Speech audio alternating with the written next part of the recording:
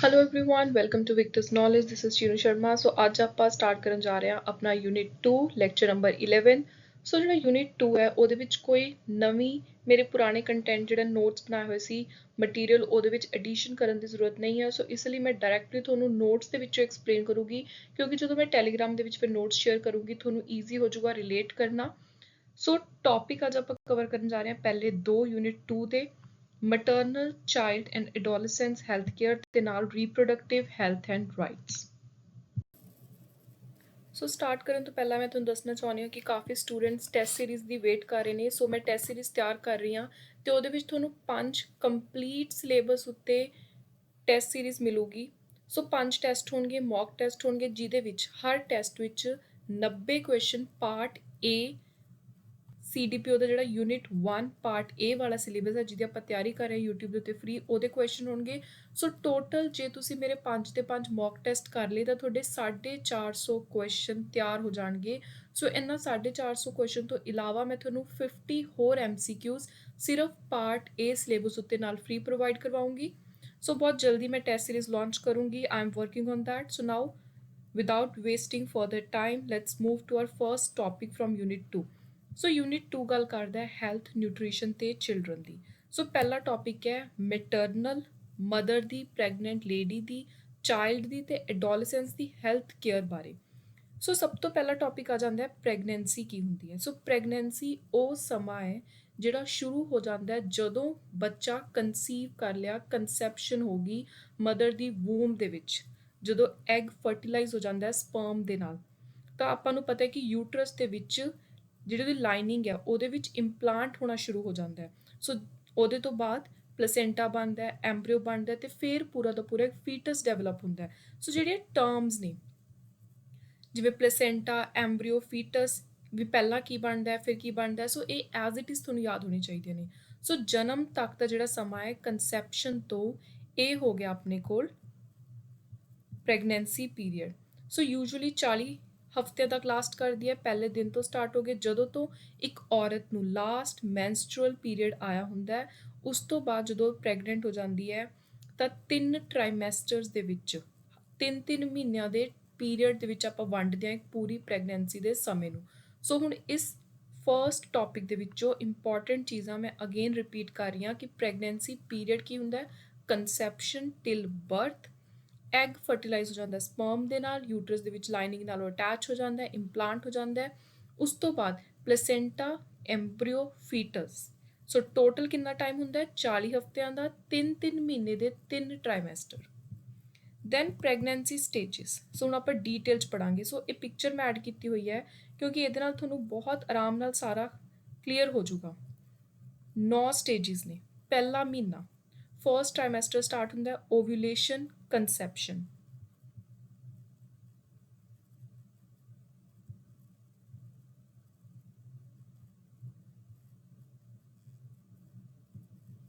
Then during week 4 some home pregnancy test will detect that you have conceived।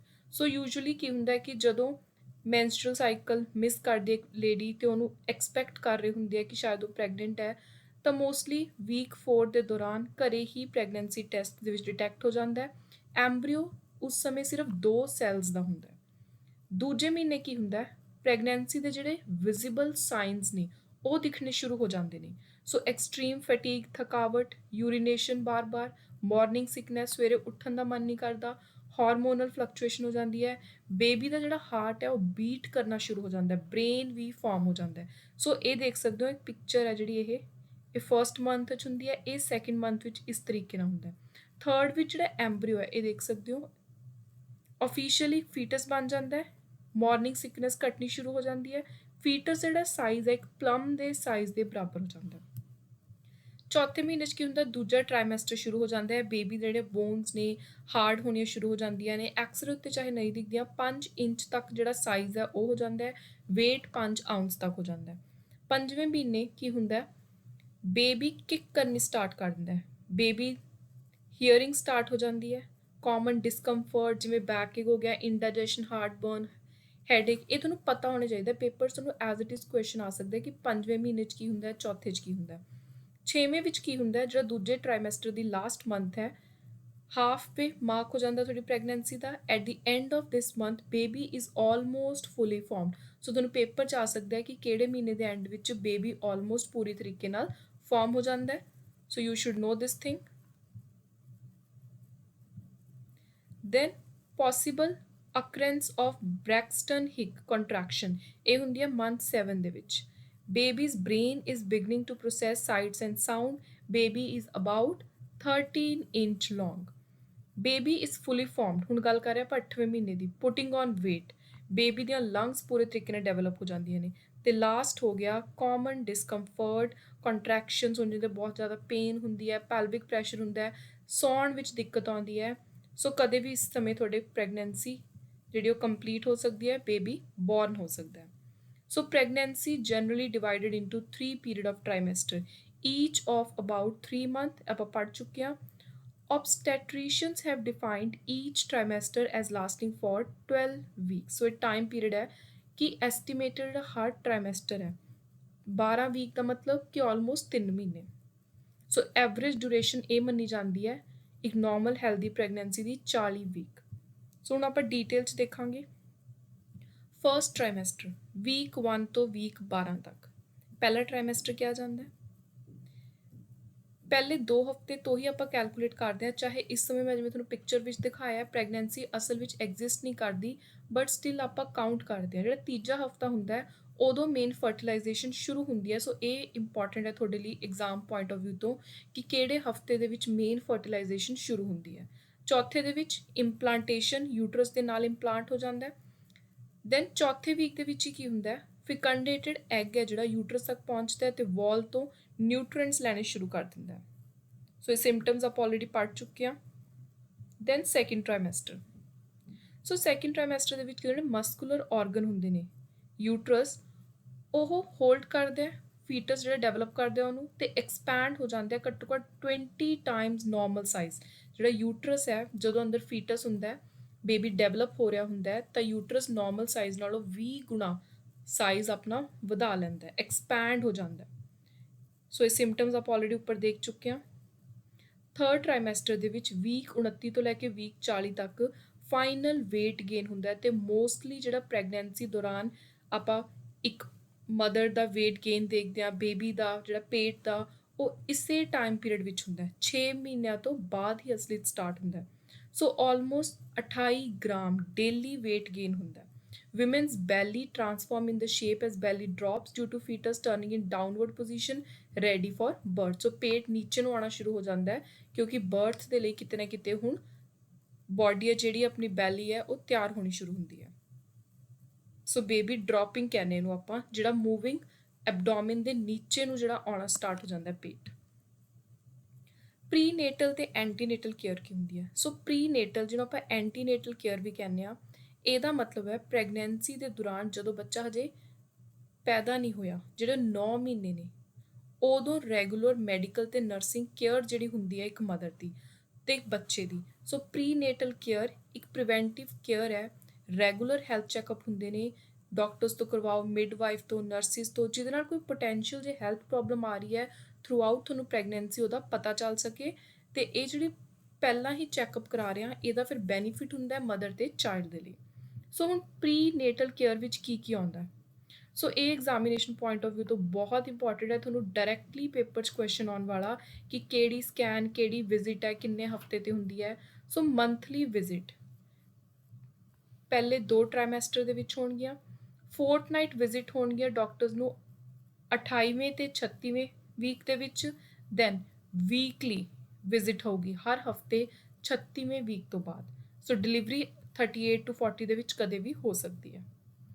ਪ੍ਰੀਨੇਟਲ diagnosis and screening. So physical examination generally ਕਿਵੇਂ ਹੁੰਦਾ ਹੈ? Medical history ਤਿਆਰ ਕੀਤੀ ਜਾਂਦੀ ਹੈ pregnant mother ਦੀ, ਬਲੱਡ ਪ੍ਰੈਸ਼ਰ ਚੈੱਕ ਕੀਤਾ ਜਾਂਦਾ ਹੈ, height, weight, pelvic exam, Doppler fetal heart rate monitoring, ਬੱਚੇ ਦੀ ਹਾਰਟ ਰੇਟ ਦੇਖੀ ਜਾਂਦੀ ਹੈ ਕਿ ਸਹੀ ਚੱਲ ਰਹੀ ਹੈ ਨਹੀਂ, ਬਲੱਡ ਤੇ ਯੂਰਿਨ ਟੈਸਟ ਕੀਤਾ ਜਾਂਦਾ ਮਦਰ ਦਾ, ਕੇਅਰ ਗਿਵਰ ਦੇ ਨਾਲ ਡਿਸਕਸ਼ਨ ਕਿ ਇਹਨਾਂ ਦਾ ਕਿਵੇਂ ਧਿਆਨ ਰੱਖਣਾ ਹੈ, ਡਾਈਟ ਕਿਵੇਂ ਹੋਣੀ ਚਾਹੀਦੀ ਹੈ ਪ੍ਰੈਗਨੈਂਟ ਮਦਰ ਦੀ।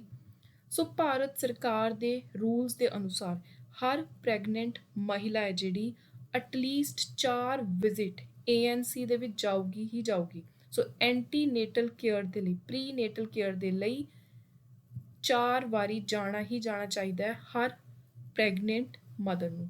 ਸੋ ਜਿਹੜੇ ਸਜੈਸਟਡ ਸਕੇਡਿਊਲ ਨੇ ਐਂਟੀਨੇਟਲ ਵਿਜ਼ਿਟ ਦੇ ਲਈ ਭਾਰਤ ਸਰਕਾਰ ਦੁਆਰਾ, ਇਹ ਮੈਂਡੇਟਰੀ ਨੇ important examination point of view ਤੋਂ।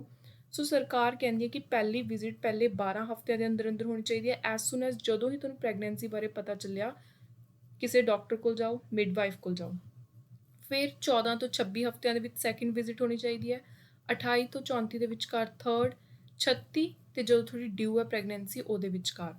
ਸੋ ਇਹ ਜਿਹੜਾ ਟਾਈਮ ਪੀਰੀਅਡ ਸਕੇਡਿਊਲ ਕੀਤਾ ਹੋਇਆ ਹੈ, ਇਹ ਕੀਤਾ ਹੋਇਆ ਗਵਰਨਮੈਂਟ ਡਾਕਟਰਸ ਦੇ ਪੁਆਇੰਟ ਆਫ ਵਿਊ ਤੋਂ, ਗਰੀਬ ਲੋਕਾਂ ਦੇ ਪੁਆਇੰਟ ਆਫ ਵਿਊ ਤੋਂ, ਜੋ ਜ਼ਿਆਦਾ ਫ੍ਰੀਕੁਐਂਟ ਐਕਸਪੈਂਸਿਵ ਟ੍ਰੀਟਮੈਂਟ ਨਹੀਂ ਕਰਵਾ ਸਕਦੇ, ਬਾਰ-ਬਾਰ ਡਾਕਟਰਸ ਕੋਲ ਨਹੀਂ ਜਾ ਸਕਦੇ। ਅਲਟਰਾਸਾਊਂਡ ਕੀ ਹੁੰਦੀ ਹੈ? ਸੋ obstetric ਅਲਟਰਾਸਾਊਂਡ ਮੋਸਟ ਕਾਮਨਲੀ ਕਦੋਂ ਕੀਤੀ ਜਾਂਦੀ ਹੈ? ਸੈਕਿੰਡ ਟ੍ਰਾਈਮੈਸਟਰ ਦੇ ਵਿੱਚ ਅਪਰੋਕਸੀਮੇਟਲੀ ਜਦੋਂ ਵੀਕ 20 ਹੁੰਦਾ। ਸੋ ਅਲਟਰਾਸਾਊਂਡ ਨੂੰ ਸੇਫ ਮੰਨਿਆ ਜਾਂਦਾ ਹੈ। 35 ਸਾਲਾਂ ਤੋਂ, ਲਗਭਗ 35 ਸਾਲਾਂ ਤੋਂ ਪ੍ਰੈਗਨੈਂਸੀ ਨੂੰ ਮੋਨੀਟਰ ਕਰਨ ਦੇ ਲਈ ਅਲਟਰਾਸਾਊਂਡ ਮੈਥਡ ਹੀ ਯੂਜ਼ ਕੀਤਾ ਜਾਂਦਾ ਹੈ। ਸੋ ਅਲਟਰਾਸਾਊਂਡ ਦੇ ਨਾਲ ਕੀ ਕੀ ਹੁੰਦਾ ਹੈ? ਇਹਦਾ ਬੈਨੀਫਿਟਸ ਹੈ, ਚੈੱਕ ਫॉर ਮਲਟੀਪਲ ਫੀਟਸ, ਜੇ ਇੱਕ ਤੋਂ ਜ਼ਿਆਦਾ ਬੱਚਾ ਹੈ ਪਤਾ ਲੱਗ ਜਾਂਦਾ ਹੈ। ਪੋਸੀਬਲ ਰਿਸਕ ਹੈ, ਜੇ ਕੋਈ ਮਿਸਕੈਰੇਜ ਜਾਂ ਕੋਈ ਹੋਰ ਡਿਸੀਜ਼ ਹੈ ਉਹਦਾ ਪਤਾ ਚੱਲ ਜਾਂਦਾ ਹੈ। ਕੋਈ ਫੀਟਲ ਦੇ ਵਿੱਚ ਮੈਲਫਾਰਮੇਸ਼ਨ ਹੈ, ਕੋਈ ਬੱਚੇ ਦੀ ਕੋਈ ਸਹੀ ਤਰੀਕੇ ਨਾਲ ਕੋਈ ਆਰਗਨ ਨਹੀਂ ਡਿਵੈਲਪ ਹੋ ਪਾਇਆ, ਕੋਈ ਬੋਡੀ ਪਾਰਟ ਨਹੀਂ ਡਿਵੈਲਪ ਹੋ ਪਾਇਆ, ਸੋ ਉਸ ਚੀਜ਼ ਦਾ ਪਤਾ ਲੱਗ ਜਾਂਦਾ ਹੈ। ਸੋ ਫਲੂਇਡ ਹੁੰਦਾ ਜਿਹੜਾ ਆਪਣਾ ਅੰਬਾਈਲਿਕਲ ਕਾਰਡ ਦਾ, ਉਹ ਪਤਾ ਲੱਗਦਾ ਆਪਾਂ ਨੂੰ। ਸੋ ਇਹ ਸਾਰੀਆਂ ਚੀਜ਼ਾਂ ਦੀ ਆਪਾਂ ਨੂੰ ਜਾਣਕਾਰੀ ਮਿਲਦੀ ਹੈ ਅਲਟਰਾਸਾਊਂਡ ਦੇ through. Generally, an ultrasound is ordered whenever an abnormality is suspected or along a schedule similar to the following. So 7 ਹਫ਼ਤਿਆਂ ਤੇ ਪ੍ਰੈਗਨੈਂਸੀ ਕਨਫਰਮ ਹੋ ਜਾਂਦੀ ਹੈ। ਦੈਨ ਇਸ ਟਾਈਮ ਆਪਾਂ ਡਿਊ ਡੇਟ ਵੀ, ਕਿ ਕਦੋਂ ਪ੍ਰੈਗਨੈਂਸੀ ਕਦੋਂ ਬਰਥ ਹੋ ਸਕਦਾ ਹੈ, ਡਿਊ ਡੇਟ ਜਿਹਨੂੰ ਆਪਾਂ ਕਹਿੰਦੇ ਹਾਂ, ਪ੍ਰੈਗਨੈਂਸੀ ਥੋੜੀ ਜਦੋਂ ਤੱਕ ਐਂਡ ਹੋਊਗੀ, ਸੋ ਉਹਦਾ ਵੀ ਪਤਾ ਲਗਾਇਆ ਜਾ ਸਕਦਾ ਹੈ। 13 ਤੋਂ 14 ਹਫ਼ਤੇ ਦੇ ਵਿੱਚ ਡਾਊਨ ਸਿੰਡਰੋਮ ਦਾ ਪਤਾ ਲਗਾਇਆ ਜਾ ਸਕਦਾ ਹੈ ਅਲਟਰਾਸਾਊਂਡ ਦੇ ਥਰੂ, ਜੇ ਕਿਸੇ ਨੂੰ ਡਾਊਨ ਸਿੰਡਰੋਮ ਦੀ ਬਿਮਾਰੀ ਹੈ। ਦੈਨ 18 ਤੋਂ 20 ਹਫ਼ਤੇ ਜਨਰਲ ਚੈੱਕਅਪ ਦੇ ਲਈ। 34 ਹਫ਼ਤਿਆਂ ਤੇ ਸਾਈਜ਼ ਪਤਾ ਲੱਗ ਜਾਂਦਾ ਹੈ, ਪਲੇਸੈਂਟਾ ਦੀ ਪੋਜੀਸ਼ਨ ਕੀ ਹੈ। ਸੋ ਨਾਰਮਲ ਡਿਲੀਵਰੀ ਹੋ ਸਕਦੀ ਹੈ ਜਾਂ ਫਿਰ ਸੀ ਸੈਕਸ਼ਨ ਕਰਵਾਉਣਾ ਪਊਗਾ, ਕਈ ਵਾਰੀ ਇਹ ਚੀਜ਼ਾਂ ਦਾ ਵੀ ਆਪਾਂ ਨੂੰ ਪਤਾ ਲਗਵਾਉਣਾ ਪੈਂਦਾ ਹੈ, ਤੇ ਸਾਰਾ ਕੁਝ ਅਲਟਰਾਸਾਊਂਡ ਤੋਂ ਹੀ ਪਤਾ ਲੱਗਦਾ ਹੈ। So this is important and examination point of view ਤੋਂ ਜੋ ਕੁਐਸਚਨ ਪਹਿਲਾਂ ਵੀ ਪੇਪਰਾਂ 'ਚ ਆ ਚੁੱਕਿਆ ਹੈ, ਉਹ ਹੈ ਕਿ ਡਾਊਨ ਸਿੰਡਰੋਮ ਦਾ ਅਲਟਰਾਸਾਊਂਡ ਦੇ ਥਰੂ ਕਿੰਨੇਵੇਂ ਹਫ਼ਤੇ 'ਚ ਪਤਾ ਲੱਗਦਾ ਹੈ। Next is advantages of institutional delivery. So institutional deliveries, so ਸਭ ਤੋਂ ਪਹਿਲਾਂ ਮੈਂ ਤੁਹਾਨੂੰ ਇੰਸਟੀਟਿਊਸ਼ਨਲ ਤੇ ਨਾਨ ਇੰਸਟੀਟਿਊਸ਼ਨਲ ਦਾ ਇੱਕ ਬੇਸਿਕ ਡਿਫਰੈਂਸ ਦੱਸ ਦਿੰਦੀ ਹਾਂ, ਕਿਉਂਕਿ ਪੇਪਰ ਦੇ ਵਿੱਚ ਇਹ ਵੀ ਤੁਹਾਨੂੰ ਆ ਸਕਦਾ ਹੈ। ਸੋ ਜਿਹੜੀ ਇੰਸਟੀਟਿਊਸ਼ਨਲ ਡਿਲੀਵਰੀ ਹੁੰਦੀ ਆ, ਉਹਦਾ ਮਤਲਬ ਹੈ ਕਿ ਕਿਸੇ ਪ੍ਰੋਪਰ ਹੈਲਥ ਕੇਅਰ ਫੈਸਿਲਿਟੀ, ਜਿਵੇਂ ਹਸਪੀਟਲ ਹੋ ਗਿਆ, ਮੈਟਰਨਿਟੀ ਕਲੀਨਿਕ ਹੋ ਗਿਆ, ਤੇ ਟ੍ਰੇਨਡ ਮੈਡੀਕਲ ਪ੍ਰੋਫੈਸ਼ਨਲ ਦੀ ਸੁਪਰਵਿਜ਼ਨ ਦੇ ਅੰਡਰ ਹੋ ਰਹੀ ਹੈ ਡਿਲੀਵਰੀ। ਸੋ ਉੱਥੇ ਕੀ ਹੁੰਦਾ ਹੈ ਕਿ ਮਦਰ ਤੇ ਬੇਬੀ ਦੋਨਾਂ ਦੀ ਸੇਫਟੀ ਨੂੰ ਇਨਸ਼ੋਰ ਕੀਤਾ ਜਾਂਦਾ, ਸਪੈਸ਼ਲੀ ਜਿੱਥੇ ਕੋਈ ਕੰਪਲਿਕੇਸ਼ਨ ਆ ਸਕਦੀ ਹੈ। ਪਰ ਜਿਹੜੇ ਨਾਨ ਇੰਸਟੀਟਿਊਸ਼ਨਲ ਡਿਲੀਵਰੀ, ਉਹਦਾ ਮਤਲਬ ਹੈ ਕਿ ਤੁਸੀਂ ਕਿਸੇ ਫਾਰਮਲ ਹੈਲਥ ਕੇਅਰ ਸੈਟਿੰਗ ਤੋਂ ਬਾਹਰ ਜਾ ਕੇ ਕਿਸੇ ਘਰੇ ਜਾਂ ਕਮਿਊਨਿਟੀ ਬੇਸਡ ਇਨਵਾਇਰਨਮੈਂਟ ਦੇ ਵਿੱਚ ਡਿਲੀਵਰੀ ਕਰਵਾ ਰਹੇ ਹੋ। ਸੋ ਉੱਥੇ ਕੋਈ ਵੀ ਸੇਫਟੀ ਦੀ ਇੰਸ਼ੋਰਿਟੀ ਨਹੀਂ ਹੈ। So basically location hospital, clinic, health care centre ਹੋ ਗਿਆ ਇੰਸਟੀਟਿਊਸ਼ਨਲ ਦਾ। ਨਾਨ ਇੰਸਟੀਟਿਊਸ਼ਨਲ ਦਾ ਹੋ ਗਿਆ ਹੋਮ ਜਾਂ ਕੋਈ ਕਮਿਊਨਿਟੀ ਸਪੇਸ। ਤੇ ਸਪੋਰਟ ਕੌਣ ਕਰਦੇ ਨੇ? ਇੰਸਟੀਟਿਊਸ਼ਨਲ ਦੇ ਵਿੱਚ train professional, doctor, nurses. Non institutional ਦੇ ਵਿੱਚ ਕੋਈ ਫੈਮਿਲੀ ਮੈਂਬਰ ਜਾਂ traditional birth attendants. So safety ਕਿੱਥੇ ਇਨਸ਼ੋਰ ਹੁੰਦੀ ਹੈ? ਇੰਸਟੀਟਿਊਸ਼ਨਲ ਦੇ ਵਿੱਚ। ਸੋ ਇਸ ਲਈ ਹਮੇਸ਼ਾ ਇਹੀ ਰეკਮੈਂਡ ਕੀਤਾ ਜਾਂਦਾ ਹੈ। ਸੋ ਹੁਣ ਕਿਸ ਟਾਈਪ ਦੀਆਂ ਆਪਾਂ ਕੰਪਲਿਕੇਸ਼ਨਸ ਦੀ ਗੱਲ ਕਰ ਰਹੇ ਹਾਂ? ਸੋ ਪ੍ਰੈਗਨੈਂਸੀ ਦੇ ਦੌਰਾਨ ਸੀਰੀਅਸ ਪ੍ਰੋਬਲਮ ਆ ਸਕਦੀਆਂ ਨੇ, ਜਿਹਦੇ ਕਰਕੇ ਐਬਡੋਮੀਨਲ ਪੇਨ ਹੋ ਸਕਦੀ ਹੈ। ਇੱਕ ਹੁੰਦੀ ਹੈ ਐਕਟੋਪਿਕ ਪ੍ਰੈਗਨੈਂਸੀ। ਸੋ ਇਹਦਾ ਮਤਲਬ ਜਿਹੜਾ ਫਰਟੀਲਾਈਜ਼ਡ ਐਗ ਹੈ, ਯੂਟਰਸ ਤੋਂ ਬਾਹਰ ਕਿਤੇ ਇੰਪਲਾਂਟ ਹੋ ਗਿਆ। ਸੋ ਜਨਰਲੀ ਕੀ ਹੁੰਦਾ, ਫੈਲੋਪੀਅਨ ਟਿਊਬਸ ਜਿਹੜੇ ਹੁੰਦੀਆਂ ਨੇ ਉੱਥੇ ਜਾ ਕੇ ਫਸ ਜਾਂਦਾ ਹੈ। ਸੋ ਇਹਦੇ ਨਾਲ ਕ੍ਰੈਂਪਿੰਗ ਹੋ ਸਕਦੀ ਹੈ। ਅਰਲੀ ਪ੍ਰੈਗਨੈਂਸੀ ਦੇ ਵਿੱਚ ਕੋਈ ਹੋਰ ਸਿੰਪਟਮ ਆ ਸਕਦੇ ਨੇ, ਤੇ ਇਹ ਜੇ ਟ੍ਰੀਟਮੈਂਟ ਸਹੀ ਟਾਈਮ 'ਤੇ ਇਹਦਾ ਨਾ ਹੋਵੇ ਤਾਂ ਇਹ ਮਦਰ ਦੇ ਲਈ ਲਾਈਫ ਥ੍ਰੈਟਨਿੰਗ ਵੀ ਹੋ ਸਕਦਾ ਹੁੰਦਾ।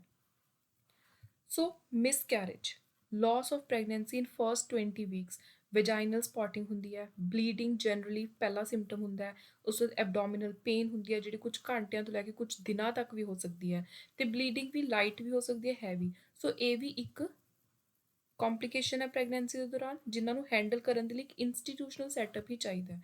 ਦੈਨ ਪ੍ਰੀ ਮੈਚੋਰ ਲੇਬਰ, ਜਿਹਨੂੰ ਆਪਾਂ ਪ੍ਰੀ ਮੈਚੋਰ ਬੇਬੀ ਵੀ ਕਹਿ ਦਿੰਦੇ ਹਾਂ, ਪ੍ਰੀ ਟਰਮ ਲੇਬਰ ਵੀ, ਜਿੱਥੇ 37 ਹਫ਼ਤਿਆਂ ਤੋਂ ਪਹਿਲਾਂ ਬੱਚਾ ਬੌਰਨ ਹੋ ਜਾਵੇ, ਉੱਥੇ ਇੱਕ ਬਹੁਤ ਹੀ ਸਟਰੋਂਗ ਸੈਟਅਪ ਚਾਹੀਦਾ ਹੁੰਦਾ ਹੈ ਬਹੁਤ strong safety care emergency mechanism ਚਾਹੀਦਾ ਹੈ ਬੇਬੀ ਤੇ ਮਦਰ ਦੋਨਾਂ ਨੂੰ ਸੇਫ ਰੱਖਣ ਦੇ ਲਈ। ਦੈਨ ਪਲੇਸੈਂਟਲ ਐਬਰਪਸ਼ਨ, ਯੂਰਿਨਰੀ ਟਰੈਕਟ ਇਨਫੈਕਸ਼ਨ ਤੇ ਹੋਰ ਬਹੁਤ ਸਾਰੀਆਂ ਕੰਡੀਸ਼ਨਸ ਨੇ ਜਿਨ੍ਹਾਂ ਕਰਕੇ ਪ੍ਰੈਗਨੈਂਸੀ ਦੇ ਦੌਰਾਨ ਕੰਪਲਿਕੇਸ਼ਨਸ ਆਉਂਦੀਆਂ ਨੇ। ਸੋ ਇਹ ਸਾਰੀਆਂ ਤੁਹਾਨੂੰ ਪਤਾ ਹੋਣੀ ਚਾਹੀਦੀਆਂ ਨੇ, ਸਪੈਸ਼ਲੀ ਐਕਟੋਪਿਕ ਪ੍ਰੈਗਨੈਂਸੀ ਦੇ ਵਿੱਚ ਕੀ ਹੁੰਦਾ ਹੈ। ਦਿਸ is important for exam. So tips for safe and healthy physical activity. So normal general mother ਦੇ ਲਈ ਕੀ ਰეკਮੈਂਡ ਕੀਤਾ ਜਾਂਦਾ ਹੈ ਕਿ ਐਕਸਰਸਾਈਜ਼ ਕਰੋ, ਕੂਲ ਡਾਊਨ ਸਲੋਲੀ। ਜੇ ਤੁਸੀਂ ਸਟਾਰਟ ਕਰੋ ਪਹਿਲਾਂ ਹੌਲੀ, ਦੈਨ ਕੂਲ ਡਾਊਨ ਵੀ ਆਪਣੇ ਆਪ ਨੂੰ ਹੌਲੀ ਕਰੋ। ਐਕਸਰਸਾਈਜ਼ ਦੇ ਦੌਰਾਨ ਜ਼ਿਆਦਾ ਆਪਣੀ ਬਾਡੀ ਨੂੰ ਐਗਜ਼ਰਟ ਨਹੀਂ ਕਰਨਾ। You should be able to talk while exercising. ਜੇ ਤੁਸੀਂ ਐਕਸਰਸਾਈਜ਼ ਕਰਦੇ ਹੋਏ ਬੋਲ ਨਹੀਂ ਪਾ ਰਹੇ, ਤੁਹਾਨੂੰ ਸਾਹ ਜ਼ਿਆਦਾ ਚੜ ਰਿਹਾ, ਦੈਟ ਮੀਨਸ ਤੁਸੀਂ ਗਲਤ ਐਕਸਰਸਾਈਜ਼ ਕਰ ਰਹੇ ਹੋ, ਤੁਹਾਨੂੰ ਉਹ ਨਹੀਂ ਕਰਨੀ ਚਾਹੀਦੀ।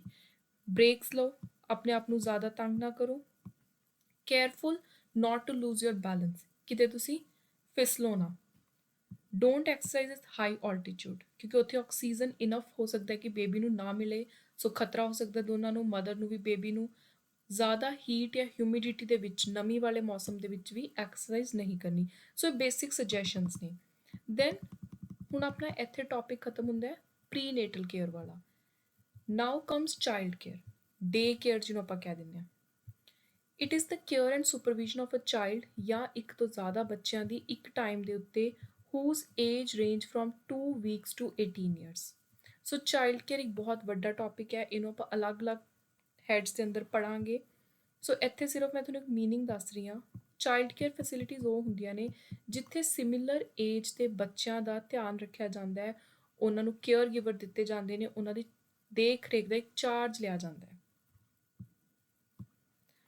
ਸੋ ਫੈਮਿਲੀ ਕੇਅਰ ਤੋਂ ਇਲਾਵਾ ਪੇਡ ਕੇਅਰ ਟੇਕਰਸ ਹੁੰਦੇ ਨੇ, ਜਾਂ ਕੋਈ ਔਰਫਨੇਜਿਸ ਦੇ ਵਿੱਚ, ਅਨਾਥ ਆਸ਼ਰਮ ਦੇ ਵਿੱਚ ਆਪਾਂ ਦੇਖਦੇ ਹਾਂ ਕਿ ਧਿਆਨ ਰੱਖਦੇ ਨੇ ਬੱਚਿਆਂ ਨੂੰ। ਚਾਈਲਡ ਕੇਅਰ ਦੇ ਵਿੱਚ ਮੇਨਲੀ ਬੇਸਿਕ ਕੇਅਰ ਮਿਲਦੀ ਹੈ, ਹਾਊਸਿੰਗ, ਰਹਿਣ ਲਈ ਜਗ੍ਹਾ, schooling. So India has a system of universal childcare which is free and provided by state through integrated child development services। So ICDS scheme ਦੇ ਥਰੂ ਪੂਰੇ ਭਾਰਤ ਦੇ ਵਿੱਚ ਹਰ state child care services provide ਕਰਵਾਉਂਦੀ ਹੈ। ਸੋ ਇਹ ਚਾਈਲਡ ਕੇਅਰ ਸਰਵਿਸਿਜ਼ ਦੇ ਵਿੱਚ ਕੀ ਹੁੰਦਾ, ਜਿਹੜੇ ਵੀ 6 ਸਾਲ ਤੋਂ ਛੋਟੇ ਬੱਚੇ ਨੇ ਤੇ ਨਾਲ ਉਹਨਾਂ ਦੀ ਮਦਰ ਨੂੰ ਅਲੱਗ-ਅਲੱਗ ਤਰੀਕੇ ਦੀਆਂ ਸਹੂਲਤਾਂ ਮਿਲਦੀਆਂ ਨੇ। ਸੋ ਇਹਨਾਂ ਦੇ ਵਿੱਚ ਫੂਡ ਆਉਂਦਾ, ਪ੍ਰੀ ਸਕੂਲ ਐਜੂਕੇਸ਼ਨ ਜਿਵੇਂ ਆਂਗਨਵਾੜੀ ਸਿਸਟਮ ਆਪਾਂ ਨੂੰ ਪਤਾ ਹੈ, ਪ੍ਰਾਇਮਰੀ ਹੈਲਥ ਕੇਅਰ ਆਉਂਦੀ ਹੈ, ਟੀਕਾਕਰਨ, immunisation, contraceptive counselling, health checkup, referral services. So ਇਹ ਸਾਰੀਆਂ ਚੀਜ਼ਾਂ ਮਿਲਣਗੀਆਂ। ਨਾਲ ਹੀ ਨਿਊਟ੍ਰੀਸ਼ਨ ਪੂਰਾ ਰਹੇ ਉਹਦੇ ਲਈ ਹਰ ਦਿਨ 6 ਸਾਲ ਤੋਂ ਛੋਟੀ ਉਮਰ ਦੇ ਬੱਚੇ ਨੂੰ 500 ਕਿਲੋ ਕੈਲੋਰੀਜ਼, 12 ਤੋਂ 15 ਗ੍ਰਾਮ ਪ੍ਰੋਟੀਨ ਹਰ ਦਿਨ ਮਿਲੂਗਾ। ਐਡੋਲਸੈਂਟ ਗਰਲਸ ਦੇ ਲਈ, ਜਿਹੜੀਆਂ ਵੱਡੀਆਂ ਟੀਨਏਜ ਗਰਲਸ ਨੇ ਜਿਨ੍ਹਾਂ ਨੂੰ ਥੋੜੀ ਜ਼ਿਆਦਾ ਡਾਈਟ ਦੀ ਜ਼ਰੂਰਤ ਹੈ, ਉਹਨਾਂ ਨੂੰ 25 ਗ੍ਰਾਮ ਤੱਕ ਦਾ ਪ੍ਰੋਟੀਨ ਡੇਲੀ ਇਸ ਸਕੀਮ ਦੇ ਅੰਦਰ ਦਿੱਤਾ ਜਾਂਦਾ ਹੈ। ਸੋ ਅਲੱਗ-ਅਲੱਗ ਜਦੋਂ ਆਪਣੇ ਬਜਟ ਆਉਂਦੇ ਨੇ ਤਾਂ ਉਹਨਾਂ ਦੇ ਵਿੱਚ ਐਲੋਕੇਸ਼ਨ ਕੀਤੀ ਜਾਂਦੀ ਹੈ ਪੈਸਿਆਂ ਦੀ। 2008 ਦੇ ਵਿੱਚ ਭਾਰਤ ਸਰਕਾਰ ਨੇ ਅਡਾਪਟ ਕੀਤਾ ਸੀ World Health Organisation standard measure ਕਰਨ ਦੇ ਲਈ ਕਿ ਬੱਚੇ ਦੀ ਅਸਲੀ ਗਰੋਥ ਤੇ ਡਿਵੈਲਪਮੈਂਟ ਸਹੀ ਕੀ ਹੁੰਦੀ ਹੈ, ICDS ਦੇ ਲਈ ਵੀ ਤੇ NRHM ਜਿਹੜੀ ਖੋਜ ਸਕੀਮ ਹੈ, ਨੈਸ਼ਨਲ ਰੂਰਲ ਹੈਲਥ ਮਿਸ਼ਨ, ਦੋਨਾਂ ਦੇ ਅਨੁਸਾਰ। So they are known as new WHO child growth standard and measure of physical growth, nutritional status, motor development of children from birth till 5 age.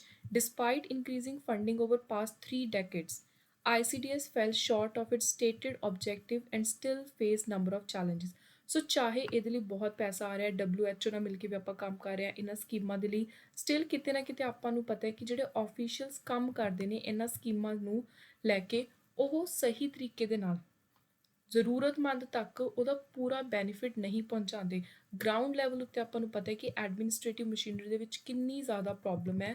ਸੋ ਜਿਹਦੇ ਕਰਕੇ ਕੀ ਹੈ ਕਿ ਫਰਾਡ ਕੀਤੇ ਨੇ, ਫੰਡਸ ਨੂੰ ਆਪਣੇ ਤੱਕ ਰੱਖ ਲੈਂਦੇ ਨੇ। ਈਵਨ ਕਈ ਜਗ੍ਹਾ 'ਤੇ ਇਹ ਵੀ ਦੇਖਣ ਨੂੰ ਮਿਲਿਆ, ਸਪੈਸ਼ਲੀ ਬਿਹਾਰ ਵਗੈਰਾ ਸਟੇਟਸ ਦੇ ਵਿੱਚ, ਕਿ ਜਦੋਂ ਕਿਸੇ ਨੇ ਰਾਸ਼ਨ ਦੇਣਾ ਬੱਚਿਆਂ ਨੂੰ ਤਾਂ ਜਿਹੜੇ ਅਫੀਸ਼ੀਅਲ ਉੱਥੇ ਐਲੋਕੇਟ ਕੀਤੇ ਜਾਂਦੇ ਨੇ, ਜਿਨ੍ਹਾਂ ਨੂੰ ਕੰਮ ਦਿੱਤਾ ਜਾਂਦਾ ਹੈ, ਉਹ ਰਾਸ਼ਨ ਬੱਚਿਆਂ ਨੂੰ ਦੇਣ ਦੀ ਬਜਾਏ ਆਪਣੇ ਘਰ ਲੈ ਜਾਂਦੇ ਨੇ। ਸੋ ਇਹ ਸਾਰੀਆਂ ਪ੍ਰੋਬਲਮ ਕਰਕੇ ਜਿਹੜੀ ਇਹ ICDS ਸਕੀਮ ਹੈ, ਕਿਤੇ ਨਾ ਕਿਤੇ ਇਹ ਵੀ 100% ਆਪਣਾ ਕੰਮ ਨਹੀਂ ਕਰ ਪਾ ਰਹੀ। ਨੈਕਸਟ ਲਾਸਟ ਵਿੱਚ ਆਪਣੇ ਕੋਲ ਟੌਪਿਕ ਹੈ ਐਡੋਲਸੈਂਟ ਕੇਅਰ ਦਾ। ਐਡੋਲਸੈਂਟ ਦਾ ਮਤਲਬ ਹੁੰਦਾ ਉਹ ਏਜ ਗਰੁੱਪ ਦੇ ਬੱਚੇ ਜਿਹੜੇ 10 ਤੋਂ 19 ਸਾਲ ਤੱਕ ਦੇ ਨੇ, ਭਾਰਤ ਦੇ ਅੰਦਰ ਟੀਨਏਜਰਸ ਨੇ। ਸੋ ਇਹਨਾਂ ਦੀਆਂ ਆਪਣੀਆਂ ਅਲੱਗ ਜ਼ਰੂਰਤਾਂ ਨੇ। ਸੋ ਇਹਨਾਂ ਦਾ ਵੀ ਧਿਆਨ ਰੱਖਣਾ ਹੈ। ਸੋ ਇਹਦੇ 'ਚ ਉਹ ਇੰਡੀਵਿਜੂਅਲ ਜਿਹੜੇ ਟ੍ਰਾਂਜ਼ੀਐਂਟ ਫੇਸ ਦੇ ਵਿੱਚ ਹੁੰਦੇ ਨੇ ਤੇ ਇਹਨਾਂ ਨੂੰ ਡਿਵੈਲਪ ਹੋਣ ਦੇ ਲਈ ਹੈਲਦੀ ਅਡਲਟਸ ਦੇ ਵਿੱਚ ਨਿਊਟ੍ਰੀਸ਼ਨ ਦੀ ਵੀ ਲੋੜ ਹੈ, ਐਜੂਕੇਸ਼ਨ ਦੀ, ਕਾਉਂਸਲਿੰਗ ਦੀ, ਗਾਈਡੈਂਸ ਦੀ। ਤੇ ਇਹਨਾਂ ਨੂੰ ਬਹੁਤ ਸਾਰੀਆਂ ਬਿਮਾਰੀਆਂ ਲੱਗਣ ਦਾ ਵੀ ਖਤਰਾ ਹੁੰਦਾ ਹੈ। ਜਿਵੇਂ ਫੀਮੇਲ ਦੀ ਗੱਲ ਕਰੀਏ ਤਾਂ ਅਰਲੀ ਤੇ ਅਨਇੰਟੈਂਡਡ ਪ੍ਰੈਗਨੈਂਸੀ, ਆਪਾਂ ਨੂੰ ਪਤਾ ਕਿ ਹਜੇ ਵੀ ਚਾਈਲਡ ਮੈਰਿਜ ਬਹੁਤ ਜਗ੍ਹਾ ਤੇ ਹੋ ਰਹੀ ਹੈ, ਸਪੈਸ਼ਲੀ ਯੂਪੀ, ਬਿਹਾਰ ਜਾਂ ਹਰਿਆਣਾ ਦੇ ਕੁਝ ਪਾਰਟ ਦੇ ਵਿੱਚ।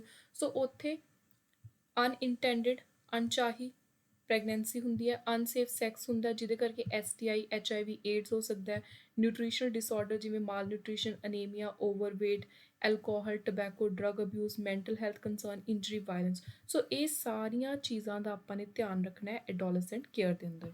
ਸੋ ਭਾਰਤ ਸਰਕਾਰ ਅਲੱਗ-ਅਲੱਗ ਸਕੀਮਸ ਵੀ ਲੈ ਕੇ ਆਉਂਦੀ ਹੈ, ਇਨਵੈਸਟਮੈਂਟ ਵੀ ਕਰਦੀ ਹੈ, ਤੇ ਜਿਹੜੀਆਂ ਇਹ ਸਕੀਮਸ ਨੇ ਸਾਰੀਆਂ, ਇਹ ਆਪਾਂ ਇਸੇ ਯੂਨਿਟ ਦੇ ਐਂਡ ਤੇ 1 ਬਾਏ 1 ਅਲੱਗ ਤੋਂ ਦੇਖਾਂਗੇ। ਸੋ ਇਹ ਸੀ first topic. Next topic is reproductive health and rights. Sexual and reproductive health and rights ਇੱਕ ਸੁਣਨ ਦੇ ਵਿੱਚ ਆਪਾਂ ਨੂੰ ਨਵਾਂ ਕਨਸੈਪਟ ਲੱਗ ਰਿਹਾ। ਰੀਪਰੋਡਕਟਿਵ ਰਾਈਟਸ ਪਹਿਲੀ ਵਾਰੀ ਰੈਕੋਗਨਾਈਜ਼ ਕੀਤੇ ਗਏ ਸੀਗੇ international conference on population and development in Cairo 1994 ਦੇ ਵਿੱਚ। ਸੋ ਟੋਟਲ 179 ਦੇਸ਼ਾਂ ਨੇ ਅਗਰੀ ਕੀਤਾ ਸੀ ਕਿ reproductive health and rights, sexual health, ਇਹਦੇ ਉੱਤੇ ਇੱਕ ਪ੍ਰੋਪਰ ਇੰਪੋਰਟੈਂਟ ਇੰਟਰਨੈਸ਼ਨਲ ਲੈਵਲ ਦਾ ਡਾਕੂਮੈਂਟ ਆਉਣਾ ਚਾਹੀਦਾ ਹੈ, ਇੱਕ ਅਗਰੀਮੈਂਟ ਹੋਣਾ ਚਾਹੀਦਾ ਹੈ ਜਿਹਨੂੰ ਦੁਨੀਆ ਭਰ ਦੇ ਵਿੱਚ ਸਾਰੇ ਦੇਸ਼ ਮੰਨਣ। ਸੋ ਰੀਪਰੋਡਕਟਿਵ ਹੈਲਥ ਪ੍ਰੋਗਰਾਮਿੰਗ ਦਾ ਜਿਹੜਾ ਕੰਸਰਨ ਹੈ ਪੋਪੂਲੇਸ਼ਨ ਕੰਟਰੋਲ ਤੋਂ ਆਇਆ, ਤੇ ਇਹਦੇ ਅੰਦਰ ਮੇਨਲੀ ਇਹੀ ਕਿਹਾ ਗਿਆ ਕਿ ਫੈਮਿਲੀ ਪਲੈਨਿੰਗ ਹੋਣੀ ਚਾਹੀਦੀ ਹੈ, ਸਾਰਿਆਂ ਨੂੰ ਇਹਦੀ ਨੌਲੇਜ ਹੋਣੀ ਚਾਹੀਦੀ ਹੈ, ਫਰਟੀਲਿਟੀ ਕੰਟਰੋਲ, ਸੇਫ ਮਦਰਹੁੱਡ, ਕਿ ਇਹ ਨਹੀਂ ਕੋਈ ਧੱਕੇ ਨਾਲ ਪ੍ਰੈਗਨੈਂਟ ਹੋ ਰਹੀ ਹੈ, ਮਦਰ ਨੂੰ ਖਤਰਾ ਹੈ ਤੇ ਫਿਰ ਵੀ ਜਿਵੇਂ ਕੋਈ ਉਹਦੇ ਇਨ-ਲॉज ਨੇ ਕਿਸੇ ਲੇਡੀ ਦੇ, ਉਹ ਫੋਰਸ ਕਰ ਰਹੇ ਨੇ ਕਿ ਨਹੀਂ ਤੂੰ ਪ੍ਰੈਗਨੈਂਸੀ ਕੰਟੀਨਿਊ ਕਰ। ਸੋ ਇਹ ਚੀਜ਼ਾਂ ਦੀ ਜਾਣਕਾਰੀ। ਸੋ ਇੱਕ ਮਦਰ ਦੇ ਆਪਣੇ ਕੀ ਰਾਈਟਸ ਹੋਣੇ ਚਾਹੀਦੇ ਨੇ ਆਪਣੀ ਬੋਡੀ ਨੂੰ ਲੈ ਕੇ, ਸੋ ਉਹ ਸਾਰੀਆਂ ਚੀਜ਼ਾਂ ਵੀ ਇਹਦੇ ਅੰਦਰ ਆਉਂਦੀਆਂ ਨੇ। ਦੈਨ ਇੱਕ ਹੋਰ ਜੇ ਆਪਾਂ ਇੰਟਰਨੈਸ਼ਨਲ ਬਾਡੀ ਦੀ ਗੱਲ ਕਰੀਏ ਤਾਂ ਉਹ ਸੀਗੀ ਬੀਜ਼ਿੰਗ ਪਲੈਟਫਾਰਮ ਆਫ ਐਕਸ਼ਨ 1995 ਦੀ, ਜਿੱਥੇ ਪਹਿਲੀ ਵਾਰੀ ਗੱਲ ਕੀਤੀ ਗਈ ਸੀ ਸੈਕਸ਼ੂਅਲ ਰਾਈਟ ਦੇ concept the.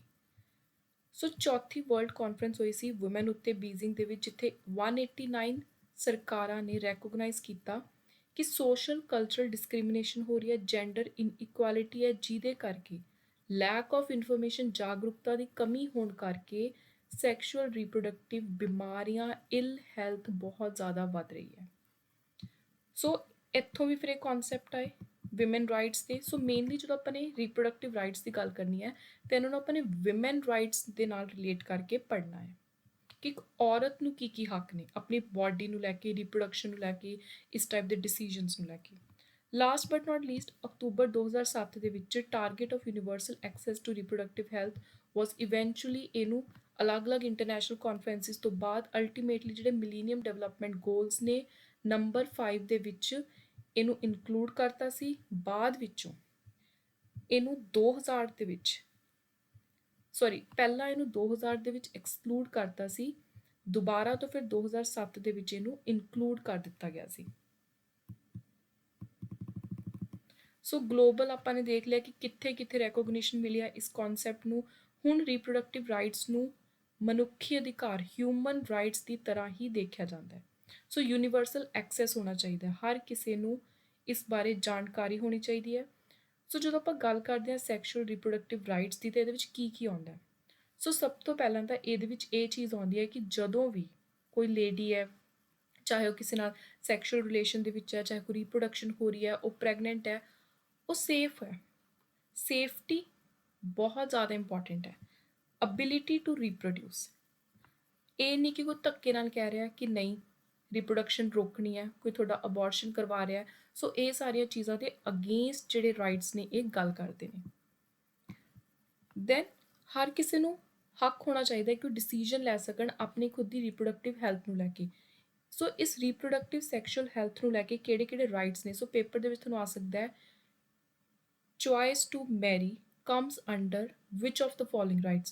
Fundamental right, right to life, sexual rights, reproductive rights, both C and D। ਸੋ ਉੱਥੇ ਤੁਹਾਨੂੰ ਪਤਾ ਹੋਣਾ ਚਾਹੀਦਾ ਆਨਸਰ ਹੈ both C and D, sexual and reproductive rights, ਕਿਉਂਕਿ ਇਹਦੇ ਅੰਦਰ ਹੀ ਆਉਂਦਾ choice to marry। ਤੁਸੀਂ ਕਿਸੇ ਨਾਲ ਮੈਰਿਜ ਕਰੋਗੇ, ਫਿਰ ਤੁਸੀਂ ਉੱਥੇ ਰੀਪਰੋਡਕਸ਼ਨ ਕਰੋਗੇ, ਉਹਦੇ ਨਾਲ ਇੱਕ ਪ੍ਰੋਪਰ ਰਿਲੇਸ਼ਨ ਚਾਹੋਗੇ। ਸੋ ਉਹਦਾ ਮਤਲਬ ਹੈ ਕਿ ਤੁਹਾਨੂੰ ਤੁਸੀਂ ਵਿਆਹ ਕਿਹਦੇ ਨਾਲ ਕਰਾਉਣਾ ਹੈ, ਇਹ ਚੋਇਸ ਵੀ ਕਿਤੇ ਨਾ ਕਿਤੇ ਇਹਦੇ ਅੰਡਰ ਹੀ ਆਉਂਦੀ ਹੈ। Determine the number, timing and spacing of the children.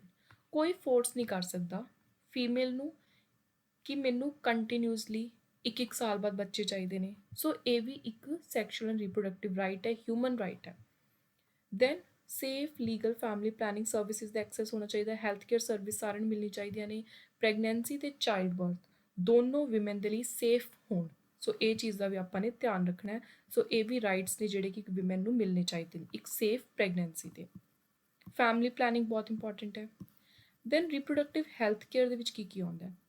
ਸੋ ਜਿਵੇਂ ਮੈਂ ਪਹਿਲਾਂ ਤੁਹਾਨੂੰ ਦੱਸਿਆ ਕਿ ਇੱਕ ਤਾਂ ਜਾਗਰੂਕਤਾ ਹੋਣੀ ਚਾਹੀਦੀ ਹੈ ਹਰ ਚੀਜ਼ ਬਾਰੇ, ਫੈਮਿਲੀ ਪਲੈਨਿੰਗ ਸਰਵਿਸਿਜ਼ ਅਵੇਲੇਬਲ ਕਰਵਾਓ, ਕੰਟਰਾਸੈਪਸ਼ਨ ਦਾ ਐਕਸੈਸ ਹੋਣਾ ਚਾਹੀਦਾ, ਕਾਉਂਸਲਿੰਗ ਦਿਓ, ਇਨਫੋਰਮੇਸ਼ਨ ਦਿਓ, ਐਂਟੀਨੇਟਲ ਪੋਸਟਨੇਟਲ ਡਿਲੀਵਰੀ ਕੇਅਰ ਹਰ ਤਰੀਕੇ ਦੀ ਹੈਲਥ ਕੇਅਰ ਪ੍ਰੋਵਾਈਡ ਕਰਵਾਓ। ਦੈਨ ਇਨਫੈਂਟਸ ਦੇ ਲਈ ਵੀ ਜੇ ਕਿਸੇ ਮਹਿਲਾ ਨੂੰ ਕੋਈ ਜਾਂ ਕਿਸੇ ਈਵਨ ਮੇਲ ਨੂੰ ਵੀ ਰੀਪਰੋਡਕਟਿਵ ਟਰੈਕਟ ਇਨਫੈਕਸ਼ਨ ਹੈ, ਕੋਈ STD ਹੈ ਇਨਕਲੂਡਿੰਗ HIV AIDS, ਤਾਂ ਉਹਦਾ ਵੀ ਪ੍ਰੋਪਰ ਟਰੀਟਮੈਂਟ ਹੋਣਾ ਚਾਹੀਦਾ ਅਤੇ ਸਰਕਾਰਾਂ ਨੂੰ ਇਸ ਚੀਜ਼ ਦਾ ਜ਼ਿੰਮਾ ਲੈਣਾ ਚਾਹੀਦਾ। ਸੇਫ ਅਬੋਰਸ਼ਨ ਸਰਵਿਸਿਜ਼ ਜਿੱਥੇ ਲੀਗਲ ਹੈ, ਜਿਵੇਂ ਆਪਾਂ ਨੇ ਪਿਛਲੇ ਯੂਨਿਟਸ ਪੜ੍ਹਿਆ ਸੀ ਕਿ ਕਿਹੜੇ 2 ਗਰਾਊਂਡਸ ਦੇ ਵਿੱਚ ਲੀਗਲ ਹੈ। ਸੋ ਜਾਗਰੂਕਤਾ ਹੋਣੀ ਚਾਹੀਦੀ ਹੈ, ਕਾਉਂਸਲਿੰਗ ਹੋਣੀ ਚਾਹੀਦੀ ਹੈ ਗਰਾਊਂਡ ਲੈਵਲ 'ਤੇ। ਕੋਈ ਵੀ ਹਾਰਮਫੁਲ ਪ੍ਰੈਕਟਿਸਿਸ ਨਾ ਅਡੋਪਟ ਕਰੇ। ਜਿਵੇਂ ਕਈ ਵਾਰੀ ਕੀ ਹੁੰਦਾ ਹੈ ਕਿ ਸੈਕਸ ਡਿਟਰਮਾਈਨ ਕਰਵਾ ਲੈਂਦੇ ਨੇ ਇਲੀਗਲ ਤਰੀਕੇ ਦੇ ਨਾਲ ਅਤੇ ਫਿਰ ਉੱਥੇ ਮਹਿਲਾ ਦਾ ਧੱਕੇ ਨਾਲ ਘਰੇ ਹੀ ਨਾਨ ਇੰਸਟੀਟਿਊਸ਼ਨਲ ਸੈਟਅਪ ਦੇ ਵਿੱਚ ਆਪਾਂ ਦੇਖਦੇ ਹਾਂ ਅਬੋਰਸ਼ਨ ਕਰਨ ਦੀ ਕੋਸ਼ਿਸ਼ ਕਰਦੇ ਨੇ, ਜਿਹਦੇ ਦੌਰਾਨ ਕਈ ਵਾਰੀ ਮਹਿਲਾ ਦੀ ਡੈਥ ਵੀ ਹੋ ਜਾਂਦੀ ਹੈ। ਸੋ ਇਹ ਸਾਰੀਆਂ ਚੀਜ਼ਾਂ ਨੂੰ ਅਵੋਇਡ ਕਰਨਾ ਅਤੇ ਇੱਕ ਇਹ ਹਿਊਮਨ ਰਾਈਟ ਬਣ ਚੁੱਕਿਆ ਹੈ ਸੇਫ ਰੀਪਰੋਡਕਸ਼ਨ। ਸੋ ਦੈਨ ਇਹ ਕੁਝ ਡੈਫੀਨੇਸ਼ਨਸ ਨੇ। ICPD ਸਾਇਰੋ ਜਿਹੜਾ ਪ੍ਰੋਗਰਾਮ ਸੀ ਉਹਦੇ ਵਿੱਚ ਸੈਕਸ਼ੂਅਲ ਹੈਲਥ ਦੀ ਡੈਫੀਨੇਸ਼ਨ ਦਿੱਤੀ ਹੋਈ ਹੈ, ਇਹਨਾਂ ਨੂੰ ਤੁਸੀਂ ਇੱਕ ਵਾਰੀ ਦੇਖ ਲਿਓ।